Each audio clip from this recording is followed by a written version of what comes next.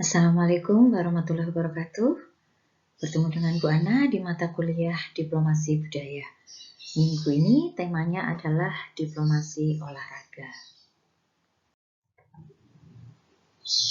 Nah, apa dan bagaimana diplomasi olahraga itu? Jadi kita awali dari sebuah kata olahraga.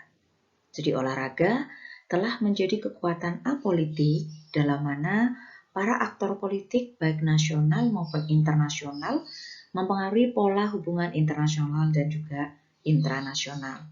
Nah, jauh sebelum manusia mengenal konsep negara bangsa, negara kota pada era Yunani kuno yang selalu bertempur satu sama lain, ya, baik reguler berkomunikasi antara mereka dalam event sport berbungkus religi yang kemudian mengilhami apa yang kita kenal dengan Olimpiade.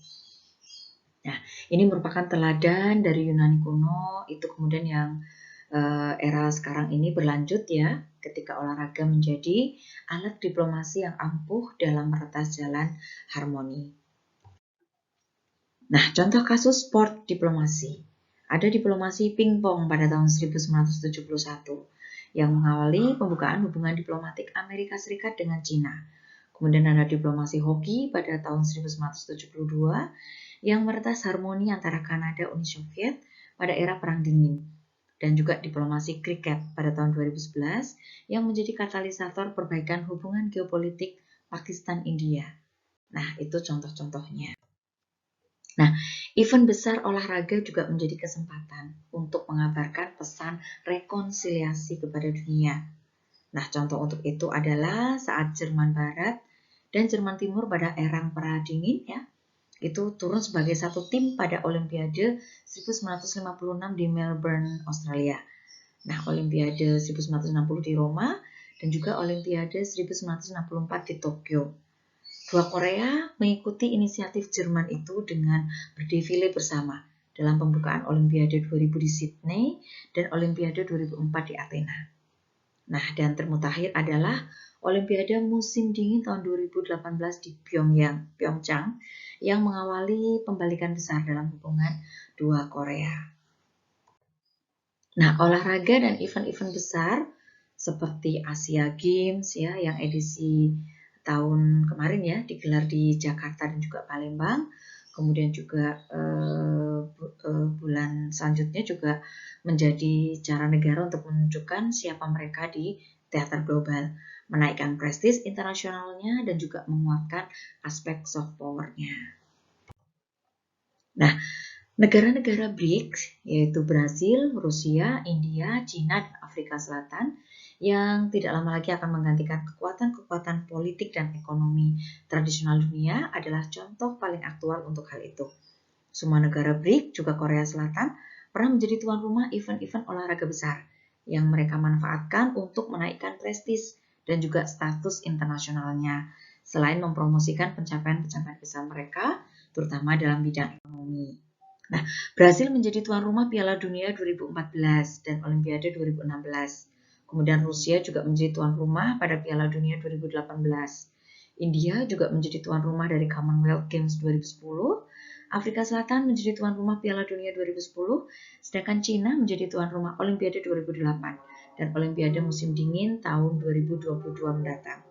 Indonesia mengikuti BRICS dengan memanfaatkan Asia Games 2018 sebagai medium untuk memamerkan pencapaian besar bangsa Indonesia kepada dunia, tidak saja dalam olahraga, namun juga ekonomi, budaya, sosial, dan juga politik. Nah, dengan tujuan hampir sama dengan apa yang telah dicapai Cina dan negara-negara di atas itu. Ya, ada 5.000 peliput dari 45 negara, ditambah 150.000 turis asing. Nah, tentu saja tidak hanya ingin mengabarkan dan menyaksikan apa yang bakal terjadi di gelanggang olahraga, tapi juga mengenai bagaimana atlet seluruh Asia bisa bertanding dan berlomba dengan nyaman di Indonesia selama Asian Games 2018. Nah, tentunya ada konsekuensinya. Mereka datang untuk turut menikmati, ya, kemudian mengalami bagaimana Indonesia menyediakan fasilitas-fasilitas olahraga, sistem akomodasi, dan juga transportasi. Nah, kemudian ada kesimpulan-kesimpulan tertentu ya dari Asian Games 2018. Terlihat megah, modern, tertata, berbudaya, dan profesionalis. Jika citra sudah begitu positif, maka akan lebih mudah bagi Indonesia untuk menarik perhatian ekonomi dunia, khususnya investasi dan wisatawan asing. Cina juga seperti itu. Contoh aktual, bagaimana event olahraga dimanfaatkan sebagai medium dalam menghapus semua citra buruk tentang Cina, sehingga dunia kemudian menyanjung Cina ketika mereka sukses menggelar Olimpiade 2008. Olahraga memang tidak bisa dipisahkan dari politik, ya. Tetapi hal-hal yang bisa dihasilkan dari diplomasi olahraga itu saja mencakup juga terkait ekonomi dan juga perdagangan. Nah, dalam perkuliahan ini Ibu kenalkan tentang konsep sport diplomasi. Menurut Harvard, Mark Live, ya, dalam penelitiannya bahwa cara-cara untuk mencapai tujuan diplomasi ada 3 macam, yaitu persuasi, kompromi, dan juga ancaman, di mana sport diplomasi merupakan proses diplomasi secara persuasi. Nah, tujuan sport diplomasi sebagai alat untuk menurunkan ketegangan dan rekonsiliasi tersebut dapat dicapai melalui 4 mekanisme, yaitu image building, building a platform for dialogue, kemudian 3 trust building, yang 4 rekonsiliasi, integrasi, dan juga anti rasisme.